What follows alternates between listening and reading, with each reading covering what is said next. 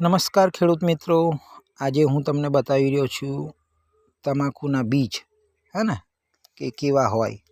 તો જો આ તમાકુના બીજ અત્યારે તૈયાર થઈ ગયા છે અને હું તમને અંદરથી બતાવું છું કે કેટલા સરસ મજાના એકદમ નાના નાના નાના નાના બીજ છે. આમ તો જો અફીણના બીજ પણ આટલા નાના જ હોય છે, હે ને.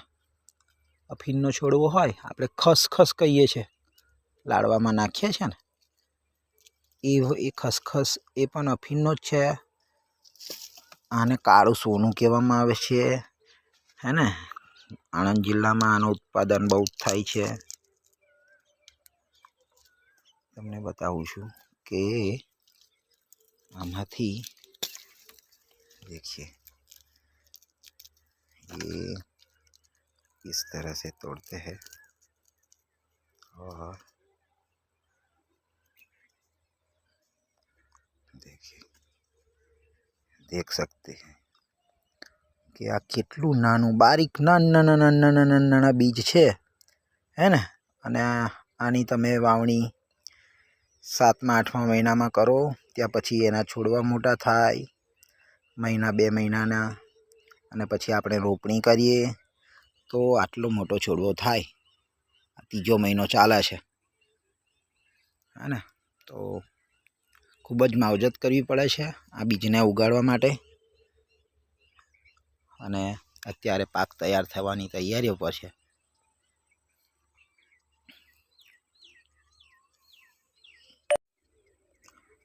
તમને તમાકુનું બીજ બતાવું છું. જો તમાકુનું બીજ કેવું હોય છે, એકદમ નાના નાના નાના નાના બારીક બારીક એકદમ એકદમ નાના નાના નાના નાના નાના નાના જુઓ.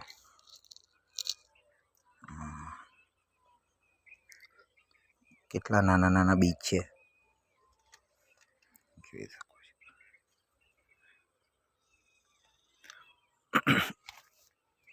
તો આ રીતથી તમાકુનું બીજ બનાવાય છે. આને બધાને કાપી લેવાના અને પછી એને આ રીતથી ભેગા કરવાના.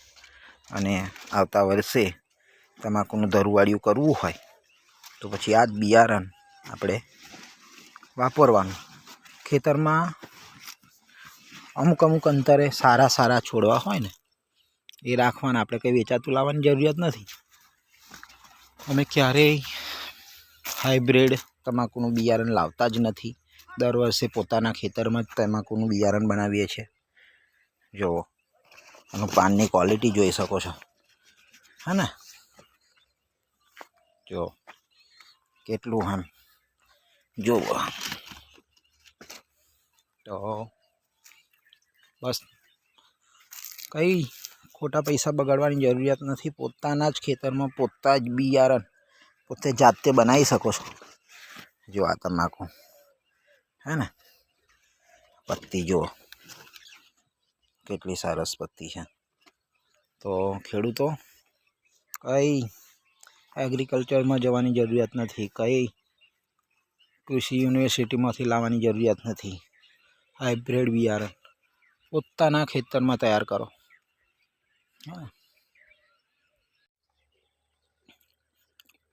તો નમસ્કાર ખેડૂત મિત્રો, અત્યારે તારીખ થઈ છે આજે 10/3/2026, 3જો મહિનો, માર્ચ મહિનામાં. આમ તો ગુજરાતના આણંદ જિલ્લામાં ખૂબ જ પ્રખ્યાત એવી તમાકુનો પાક ખૂબ જ લેવાય છે. તો તમને હું આવો તમાકુનો પાક બતાવી રહ્યો છું કે હાલમાં તમાકુની કાપણી ખૂબ જ ચાલી રહી છે. અને આ તમાકુની જાત છે આણંદ 7, ગુજરાત 7 પણ કહેવામાં આવે છે. બહુ ખૂબ જ સરસ મસ્ત મજાની સારું ઉત્પાદન આલે એવી જોઈ શકો છો. જો આ તમાકુના પાન, હે ને. તો આમ તો આણંદ જિલ્લા ચરોતરમાં આમ 53, આણંદ 7, આણંદ 19, ગુજરાત 7, આણંદ 7 ચીમન 42 અને કલકત્તી તમાકુ, ઘણી બધી જાતોની તમાકુ છે। આ દેશી તમાકુ છે અને આનો ક્વોલિટી પણ સરસ હોય છે। નીચે લીલી પત્તી, ઉપરથી પીળી પત્તી। તો આજે હું તમને બતાવી રહ્યો છું કે આ એક કેટલા બારીક કણોમાંથી એનું બીજ હોય છે। જો કેટલું બારીક કણો છે એમના, હવે હું તમને બતાવી રહ્યો છું। જો નાના નાના નાના નાના નાના બીજ છે। આમ તો જોવા જઈએ કે 8મા 9મા 7 8 8મા 9મા અંદર આની વાવણી કરો આ બીજ, તો એના રોપ તૈયાર થાય। રોપ તૈયાર પછી આપણે રોપણી કરીએ એટલે મેક્સિમમ 6 મહિનાની ખેતી છે, है ना। नमस्कार किसान मित्रों, आप हम ये दिखा दे रहे हैं कि ये देखिए बहुत बढ़िया सी तम्बाकू की खेती अभी तैयार होने में सिर्फ 15-20 दिनों के बाद ये तम्बाकू खेती अच्छी तरह से पक जाएगी। तो इस तरह से पन्ने पे दाग दिखाई देने लगे, देखिए ऐसा ऐसा ये पन्ना बहुत ही बढ़िया दिखाई ना गए, पीली पीली पन्नों के ऊपर ऐसे टिपके होने लगे तो सोच लेने का यह पूरी तरह से तम्बाकू पक गई है। देखिए बहुत ही बढ़िया, इसका कलर बहुत अच्छा आता है। ऐसी तम्बाकू होने के बाद ही आप उसकी कटाई करें तो इसकी अच्छी पत्तियां और क्वालिटी भी बहुत बढ़िया बनेगी। देख सकते हैं कितनी बढ़िया इस तम्बाकू की क्वालिटी दिख रही है। ये आनंद 7 या गुजरात 7 दोनों में एक ही नाम से जानी जाती वैरायटी है।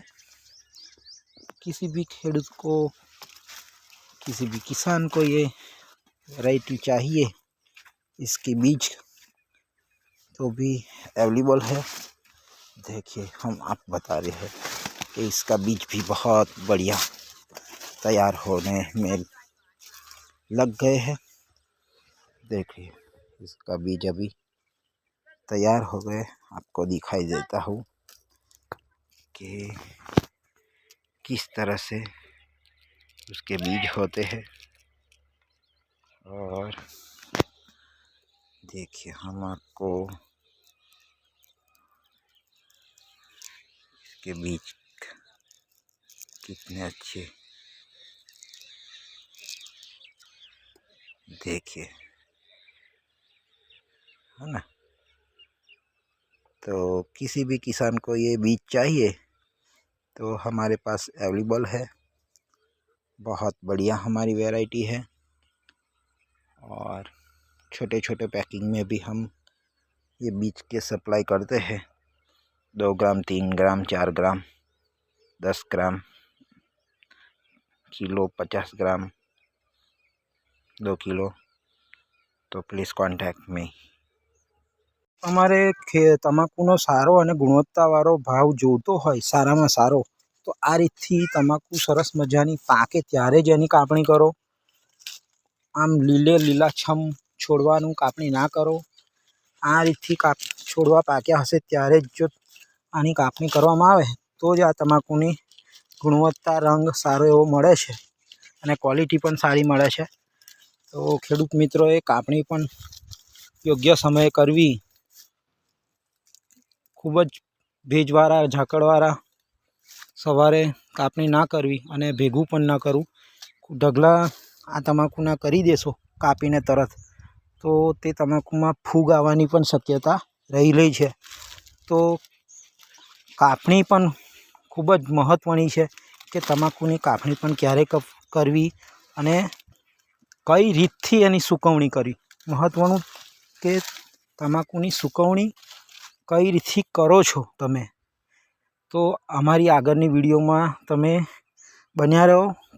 અમે તમને વિડીયોમાં બતાવતા રહીશું કે આ તમાકુની કાપણી કયા સમયે કરવાની અને એની સૂકવણી કઈ પદ્ધતિથી કરવાની. જે જૂની પદ્ધતિ છે કે આ છોડવાને સીધા કાપીને જ આ જ જમીન ઉપર પાથરી દેવા, એ પદ્ધતિને બદલીને અત્યારની વૈજ્ઞાનિક પદ્ધતિ અપનાવો. તો ખેડૂત મિત્રો, તમે અમારા વિડીયોમાં બન્યા રહેજો. અમે તમને છેક સુધીના વિડીયોમાં સંપૂર્ણ માહિતી આપીશું કે આ તમાકુની કાપણી, સૂકવણી અને સારો ભાવ, ક્વોલિટી કઈ રીતથી તૈયાર કરવી એ તમને બતાવતા રહીશું.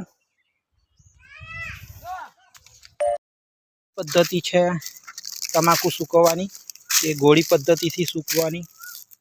જો એક જ ખેતરની બહાર બંને અલગ અલગ ખેડૂતો છે. આ ખેતરની અંદર છોડવાને કાપીને સૂકવણી કરેલી છે અને એની બાજુમાં જ ખેતર છે, અલગ બીજા ખેડૂત છે જેઓએ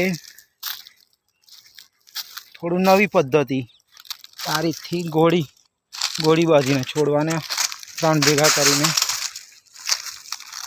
સૂકવણી કરી છે. વિડીયોમાં બન્યા રહેજો. હું તમને એ 3 ખેતર અને એકબીજાની બાજુમાં પણ ત્રણેય ખેડૂતોની અલગ અલગ વિચારસરણી છે, ભાવ લેવાની અને ક્વોલિટી બનાવવાની. તમને આગળ બતાવી એમ છોડવા પાથરીને એમ મહેનત નહીં કરવાની, જેમ થાય એમ ખેતી કરી લેવાની. આ થોડાક મધ્યમ ખેડૂત છે જે થોડાક આગળ નીકળેલા, જેને ગોળીઓ બાંધીને આ રીતથી સૂકવણી કરી છે. અને બાજુનું જ ખેતર છે, એક જ પાર છે જો. અને ત્યાં આ થોડા વૈજ્ઞાનિક પદ્ધતિ, હા ને. આ ભાઈને ક્વોન્ટિટી અને ક્વોન્ટિટી નથી જોતી, પણ ક્વોલિટી. આ ડાયરેક્ટ છોડવાના ડાયરેક્ટ પાન કાપી લીધા છે અને સૂકવણી કરી છે. જોઈ શકો છો તમે વિડીયોમાં કે તમાકુ સૂકવવાની મેં તમને 3 રીતો બતાવી છે. એક, છોડને કાપીને સૂકવવાના. બીજા નંબરમાં છોડવાને ગોળીઓ બાંધીને, ત્રણેય છોડવા ભેગા કરીને. અને આ ત્રીજા નંબરમાં છે કે ડાયરેક્ટ પાન એકલા જ કાપી લેવાના અને આ સવારમાં ઝાકળ હોય ત્યારે આને ભેગા કરી લેવાના. આમાં વચ્ચેનો ભાગ છે જે થડ કહેવામાં આવે છે તમાકુના. આ જે થડ છે